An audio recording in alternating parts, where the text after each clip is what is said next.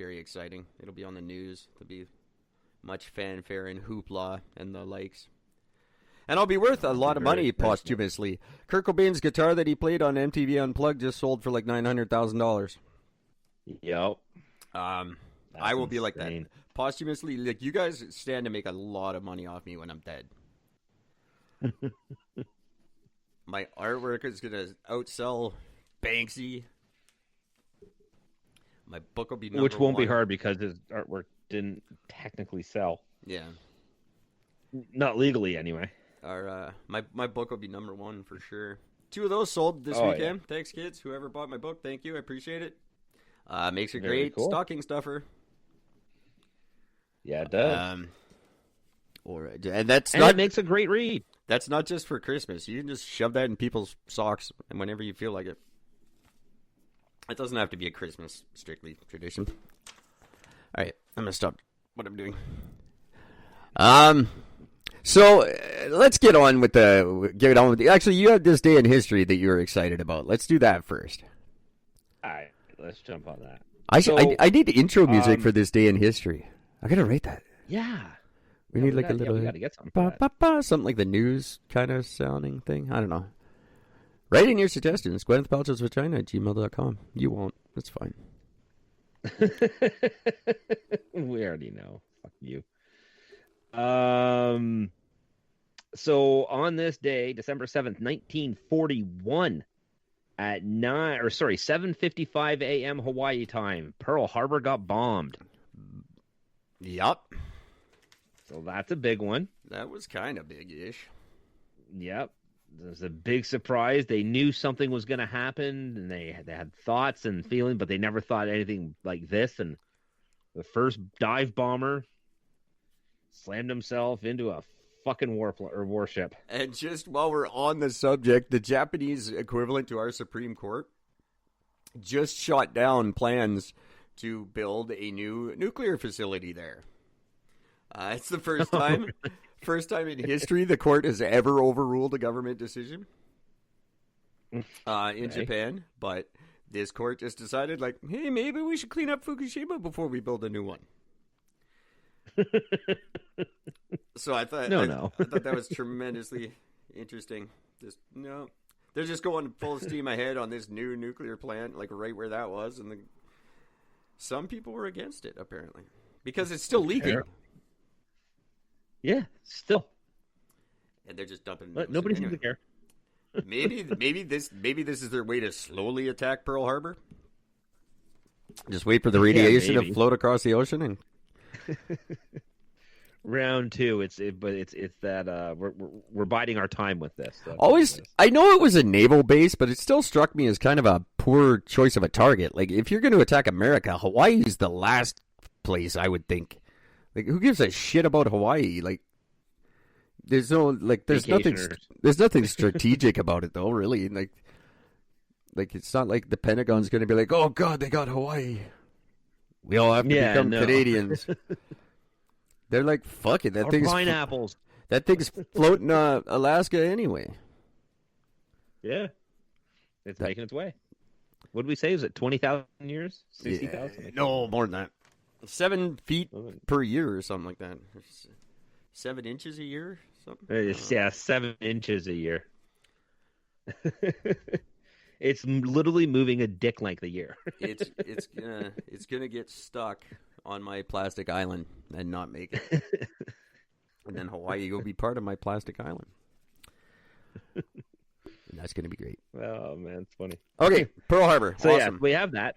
So Pearl Harbor. Now, ironically enough, what's also listed here is on December 7th in 1941 at around 1:30 p.m., FDR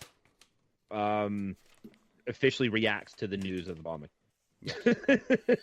Good. Like, obviously, it's a stupid thing. But another big one for the U.S. In 1982, son of a bitch, I just clicked on the link.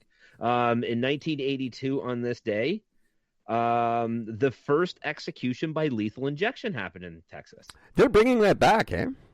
They're definitely looking at it. They're bringing back lethal injection. They're bringing back firing squads. All very, very much cheaper than the electric chair. Way to go, Texas. I love you guys. You're like Florida with balls. And no shit in your water. Well, that we know See of. what happens when you take the poop out of the water? We don't know there's no poop in the water. But it was Charles Brooks Jr. He was convicted of murdering an auto mechanic. So there we go. That's crazy. And he got the first lethal Sure. injection. Lethal injection, I'm told, Yep. is a very terrible way to die. I don't know. I've never died that way. No, I keep putting that off. But they basically abolished it because it's terrible and painful and not a good way to die. And not only that, but it doesn't always work. Yeah, there's that. See, I'm of the opinion good. It shouldn't work the first time. Fuck you. You're a murderer. You know, I gotta feel sorry for you because the electric chair hurts. Go fuck yourself. You're a killer. Yeah. I don't care. I'd say hook them up to a car battery and let them die through that. Exactly. See how long it takes. Whatever. Yeah. Whatever it takes. You do not want me to be in charge of the penal system, kids. Because I tell you, it's going to be a lot more penal and a lot less enjoyable. A lot less system. Yeah. A lot more penal, in a 8 lot months- less system. Sorry, in 8 months? What? In 1805 on this day, Lewis and Clark temporarily settle in Fort Clapstop. Well, that is... Why does that matter? I don't care. What?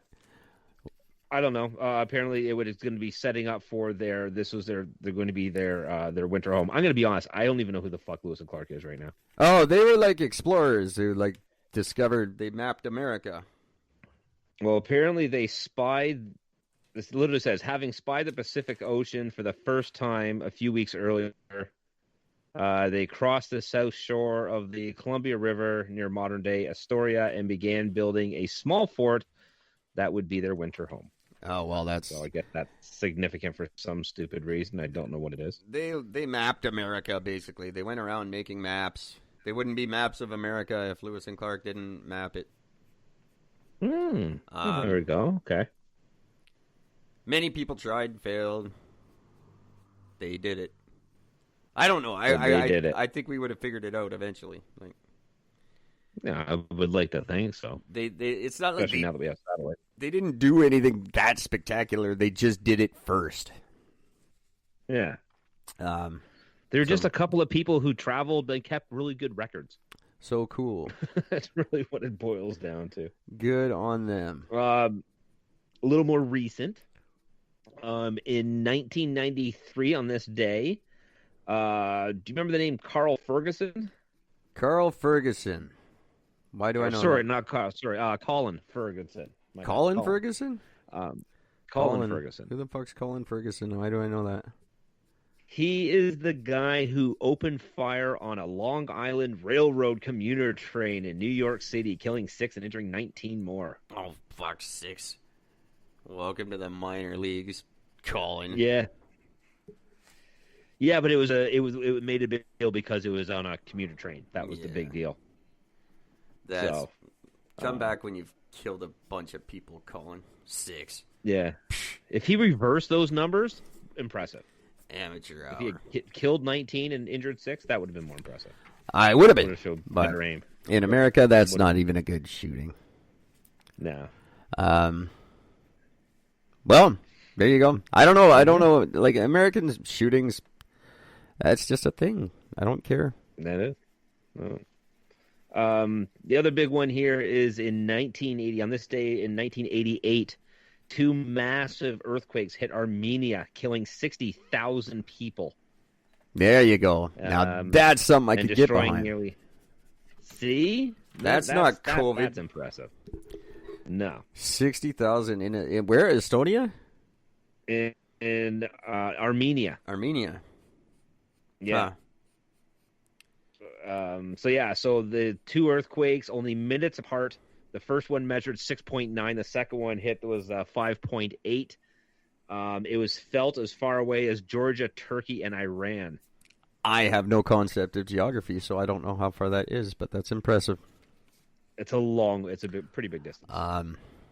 That sucks. Yeah. That's a big one. I never felt an earthquake. I don't want to. I hear it's very unnerving. And it's funny because like you live in fucking BC and people talk about the earthquakes all the time. And I remember working at Bed Bath going, "Hey, did you feel the earthquake?" No. Yeah, no, I slept right through it. I know I never. it terrified my girlfriend at the time, who was sleeping next to me, and it woke her up and terrified her, and I just snored right through it. I think it's probably because I snore louder than the average earthquake, so. Oh. So the rumbling is already there. Yeah, exactly. I'm a one-man earthquake. One hit when I was working at Bed Bath, and everybody was talking about it, and I didn't even notice. Yeah. I don't know how I didn't notice, but I'm just wondering. Apparently, the fatter you are, the less you feel them. I don't know what it is. That would make sense. I'm just naturally shaky anyway, so. Yeah, exactly. I just thought I had the tremors again. I didn't know.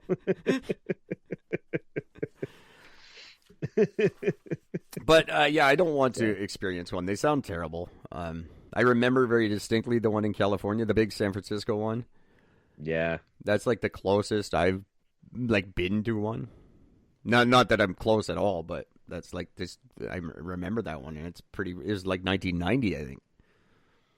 Fairly recent. Yeah, I was wrote that. It was fairly recent. Yeah, scary stuff. I don't like them. I don't want to be in one. No, but I actually kind of do because I've experienced a tornado directly twice. One tiny one fairly large one, and I've seen a few, like witnessed directly in front of me a few. So those were fun. Yeah, I've never been in one of those either. Yeah, I had it when Milton had its first tornado ever. It literally the end of the funnel actually rolled across out of my fucking car. I'm like, what the fuck was that? I have a friend who was in the big Edmonton one, like in it, like his house got destroyed in it. Oh, really? In that big, when was that, 89 or something like that, the big Edmonton? I don't know, a long time ago, we were kids. I've never been in anything, ever. Nothing bad ever happens to me. Except my life is shit, but I never get anything exciting. No. No earthquake, no forest fire. Well, I wasn't here for the forest fires. Kelowna had some epic forest fires, but I wasn't here for them. Well, when Barrie, Ontario got hit with their first major tornado that hit them, we were on our way to the cottage. I was a kid, and we were actually staying. My parents didn't buy their cottage yet, so we're on the way to my grandpa's cottage, and we're coming across the highway, the 400 highway, up just before, like, you're pretty much just on the outskirts of Barrie, and I was asleep in the back of the truck. We were taking the pickup truck, and I was asleep in the back, and I woke up like in the back seat, not the and looking at the sky, and I'm saying, like, hey, how come the sky is such a weird color? And my parents kind of looked around, like, holy shit, it's this really weird green color. And then just after that, all of a sudden, the fucking sign blew up at the top of a hill, and the fucking twister came up and around the corner, and it went to jump across the highway. And the interesting thing was because the highway has these big, like, almost like 10 or 20 foot fucking embankments on the side.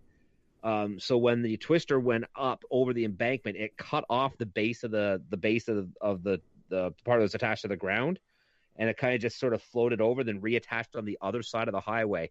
And we went by and we're almost directly underneath it.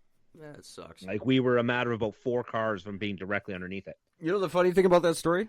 I never knew Barrie, Ontario was a place. I thought it was a suggestion. Nope, it's a place. Nice place. They got wicked fucking winters there. Wicked snow there. But yeah. Barrie. So that's a name. No one names their kid Barrie anymore. No. If I have another kid, I knew of one and didn't like him. Oh, Barrie. So, Barrie Hadlow, if you're listening, fuck you. I'm gonna call. I'm gonna call my. This is guy at my work, my night job. He's been there for like 15 years, and it's his ceiling. He's stoked. He's so happy to work there. Like, it's he'll never do anything better in his life, and he's very excited and happy to be there. And that's cool. I'm jealous, but I call him something different every day. So today he'll be Barrie. There you go. Very nice. Technically my supervisor, but I don't listen to him or pay attention to anything he says, and we argue constantly because he's an idiot. He just says ridiculous. And this is why